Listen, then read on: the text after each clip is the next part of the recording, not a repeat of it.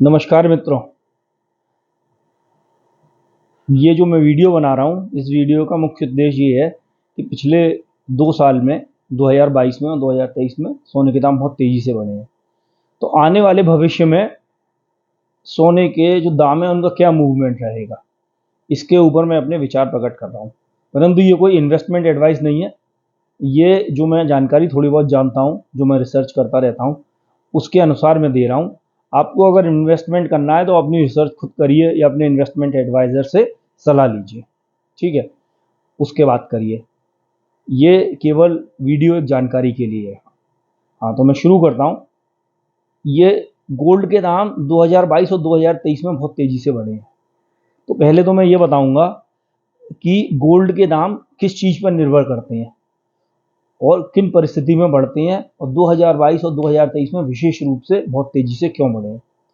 तो गोल्ड के दाम कुछ चीज़ों पे इन जनरल हमेशा डिपेंड करते हैं।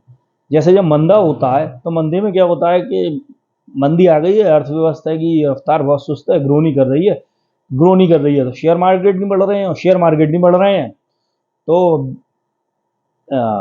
निवेश करने का कहीं साधन ही नहीं है। तो आदमी गोल्ड में ज़्यादा निवेश करता है, क्योंकि 3-4 ही निवेश के वो हैं, तरीके हैं, चीज़ें हैं जिनमें निवेश करा जाता है। एक ज़मीन में निवेश करा जाता है, एक शेयर बाज़ार में निवेश करा जाता है, ज़मीन से मतलब प्रॉपर्टी में, एक गोल्ड वगैरह में करा जाता है, एक गवर्नमेंट बॉन्ड्स में भी अब होने लगा है।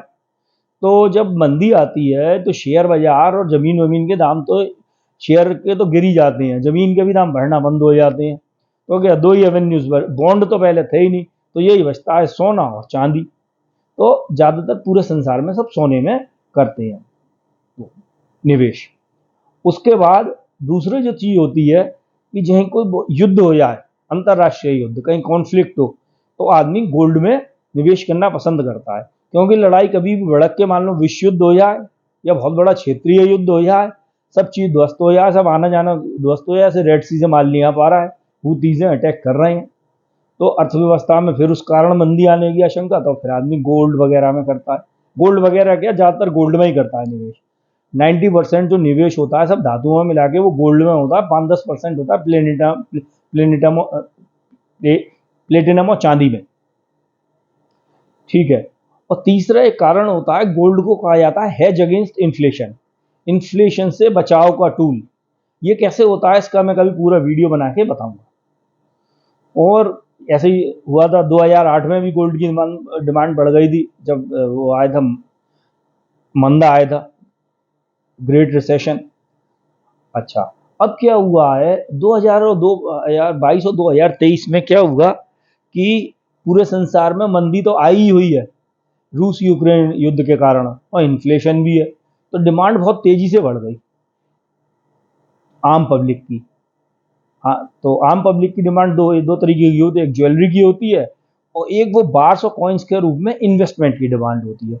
उसको वैसा का वैसा रखा जाता है, उसकी ज्वेलरी नहीं बनवाई जाती है, ठीक है? तो और एक डिमांड होती है सेंट्रल बैंक्स की। तो 2022-2023 में एक चीज और हुई, इन्फ्लेशन और रिसेशन के अलावा जब रूस यूक्रेन युद्ध चालू हुआ तो रूस के 300 बिलियन डॉलर के एसेट्स जो यूरोप और अमेरिका में थे वो उनने फ्रीज कर दिए। है क्या कि अमेरिका का एक सिस्टम है स्विफ्ट, पूरे संसार के अंतरराष्ट्रीय ट्रांजैक्शन करेंसी के उसी के थ्रू होते हैं। जैसे हम सऊदी अरब से ऑयल खरीदते हैं तो ये तो इंडिया और सऊदी अरेबिया के बीच क्या हुआ है ना ट्रांजैक्शन, परंतु पेमेंट किस में करना पड़ता है, डॉलर्स में। तो पेमेंट क्या होगा, वो स्विफ्ट सिस्टम के थ्रू जाएगा, जो यूएस और यूरोप का डिजाइन करा हुआ है, पूरा कंट्रोल उनके पास है। उसके थ्रू हमें इंडिया का पेमेंट सऊदी अरेबिया के पास पहुंचेगा, और थोड़े बहुत ट्रांजैक्शन चार्जेस भी लगेंगे, तो इनको पैसा अलग मिलता है, ठीक है? और पूरा कंट्रोल इनके हाथ में रहता है, पूरी जानकारी इनके हाथ में रहती है, कौन सा देश संसार के किस देश से क्या खरीद रहा है, क्योंकि ट्रांजैक्शन सारे इनके सिस्टम के थ्रू होके होते हैं। अच्छा, अब आप ये कहोगे कि जब रूस को हमला करना था तो उनने इन देशों के पास अपनी करेंसी क्यों रख रखी थी? ऐसा नहीं है रख रखी थी। अब जैसे इंडिया का हम कहते हैं 650 बिलियन डॉलर का रिजर्व है, तो 650 बिलियन डॉलर का जो रिजर्व है उसका होता क्या है कि इंडिया में मान लो डॉलर से इकट्ठे होते जा रहे हैं, एफआईआई से पैसा आ रहा है, एफडीआई से आ रहा है, रेमिटेंसेस बहुत आती हैं, टूरिस्ट आ रहे हैं। तो उस पैसे को क्या करते हैं कि जो डॉलर है उसको यूएस ट्रेजरीज में, मतलब यूएस फेडरल बैंक है, जैसे यहाँ पे आरबीआई है ऐसे ही वहाँ फेडरल बैंक है, उसके ट्रेजरीज मतलब एक प्रकार से बॉन्ड समझ लीजिए, थोड़ा बहुत अंतर है वो कहीं बाद में बताएंगे। उसमें इन्वेस्ट करते हैं सारे संसार के सेंट्रल बैंक्स, और उससे ब्याज मिलती है। जैसे हम कहते हैं आरबीआई ने बहुत ज़्यादा डिविडेंड दिया भारत सरकार को, तो सब में ज़्यादा उनकी इनकम होती है जो उनकी ट्रेजरी इन्वेस्ट होती है बाहर के देशों में। तो ऐसे करके वो इन्वेस्ट कर रखा था सारा, मतलब कोई फिजिकल मनी तो आजकल होता नहीं है, सारा मनी डिजिटल मनी होता है, इन्वेस्ट आप करो या मत करो, वो सारा उनने फ्रीज कर लिया। अब जब फ्रीज कर लिया तो पूरे संसार के देशों में हड़बड़ी मची कि कभी ये तो भाई ये यूएस और ये अमेरिका तो किसी के भी एसेट्स फ्रीज कर सकते हैं चिढ़ के। दूसरे अमेरिका एक खराब काम करता है, जिस किसी देश से भी नाराज होता है उस पर सैंक्शंस लगा देता है। सैंक्शन से होता क्या कि सारी तो ट्रांजेक्शन्स डॉलर्स में ही हो रहे हैं, तो उस देश को बड़ी कठिनाई का सामना करना पड़ता है। तो क्या हो रहा है कि सारे संसार की जो बैंक्स हैं 2022 से वो डॉलर को डंप कर रही हैं अपने फॉरेन रिजर्व से। डॉलर की जो रेशियो है, परसेंटेज है टोटल फॉरेन रिजर्व्स में डॉलर का जो रेशियो, उसको कम करके गोल्ड का रेशियो बढ़ा रहे हैं। वैसे तो मैं आपको बताऊं ये हमेशा से ही कम हो रहा है।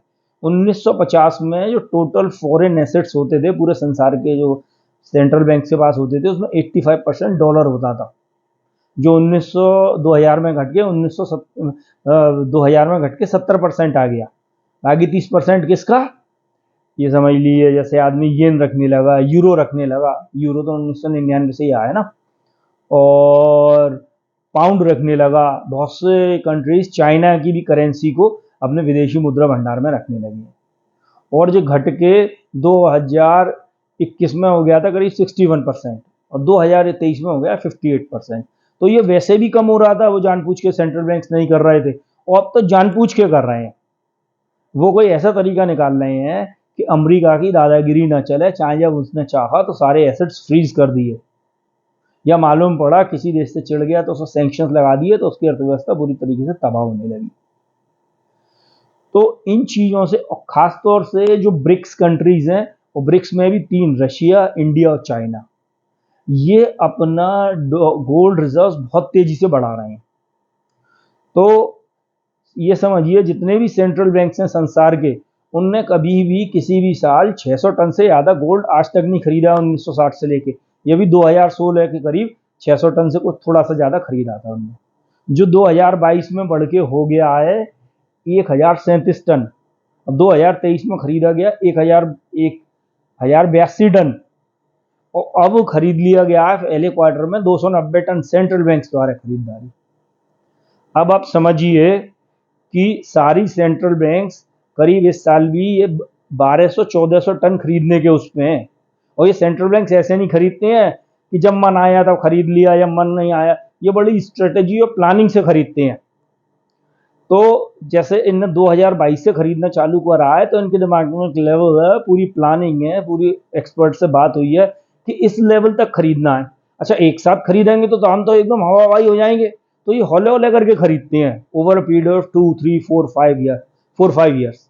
तो अभी ये खरीदारी है ये चलेगी जहां तक मेरा ख्याल है, और ख्याल क्या मतलब 99%, 95% ऐसा ही होगा, 100% तो ईश्वरी गारंटी ले सकता है। तो 2024, 2025, 2026, और भूल चूक अगर ब्रिक्स कंट्रीज की करेंसी आ गई, एक उनने अपनी करेंसी डिवाइस कर ली जैसे यूरो ने, तो बहुत ही ज़्यादा गोल्ड खरीदा जाएगा इनके द्वारा। अब आप ये समझिए कि 1200-1300 टन तो सेंट्रल बैंक्स ने खरीद लिया, और आप ये समझिए इंडिया के टोटल जो गोल्ड का कंजप्शन है वो 750-800 टन है। चाइना का जो गोल्ड का कंजम्पशन है वो पूरे साल का वो करीब 924 टन है। अब आप ये समझ लीजिए कि सारे सेंट्रल बैंक का मिला दीजिए, इसमें इंडिया और चाइना का कंजम्पशन मिला दीजिए, तो ये करीब पहुंच रहा है 2800-2900 टन पे। इसमें से चलो चाइना और इंडिया के सेंट्रल बैंक का निकाल भी देते हैं जो खरीदते हैं, तो अभी 2500 टन पे। और पूरे संसार में प्रोडक्शन है 3,500 टन माइन से, मतलब 3,500 करीब 2,500 टन तो इसलिए चाहिए सारे सेंट्रल बैंक्स, इंडिया और चाइना। पहले 2-4 साल पहले तो इंडिया ही सब में बड़ा कंज्यूमर था गोल्ड का, अब चाइना ने पीछे छोड़ दिया है। तो ये दोनों कंट्री मिला के संसार का जितना भी माइन से गोल्ड निकलता है उसका आधे से ज़्यादा कंज्यूम कर लेते हैं। और ये समझिए फिर ज़्यादा डिमांड बढ़ती है, जैसे पिछले साल डिमांड बढ़ गई करीब 4900 टन पे पहुंच गई थी, तो रिसाइकिल गोल्ड आता है, मतलब जो गोल्ड ऑलरेडी ज्वेलरी के फॉर्म में रखा है या लोगों ने इन्वेस्टमेंट की फिर वो बेचते हैं, जो बहुत पहले बहुत सस्ता खरीदा वो बेच देते हैं। तो ऐसे करके ये गोल्ड की डिमांड है और प्रोडक्शन एकदम से नहीं बढ़ता। हर साल ये समझिए माइन से 50 टन बढ़ गया, 100 टन बढ़ गया, और डिमांड एकदम बहुत तेजी से बढ़ रही है। तो अभी ये डिमांड, अच्छा अब क्या हो रहा है, चूंकि इमर्जिंग जो इकोनॉमीज है उनकी सेंट्रल बैंक्स खरीद रही हैं, तो वो बैंक भी खरीदना चालू कर रही हैं एडवांस इकोनॉमीज की। अभी सर्वे हुआ है तो पिछले साल से जो सेंट्रल बैंक से सर्वे हुआ उसमें कई गुना परसेंटेज बढ़ गई है जिनने कहा है कि गोल्ड खरीदेंगे। अब आप ये समझिए कि अभी 2024 में तो अमेरिका भी अभी मंदे में ही है, यूरोप भी मंदे में है, कोई बहुत जल्दी उभरने की वो नहीं है, तो आम पब्लिक की डिमांड बढ़ेगी, सेंट्रल बैंक्स की डिमांड बढ़ेगी, और 11% इंडस्ट्रियल यूज है गोल्ड का तमाम चीज़ों में लगता है, इलेक्ट्रॉनिक्स में, मेडिकल डिवाइसेस में।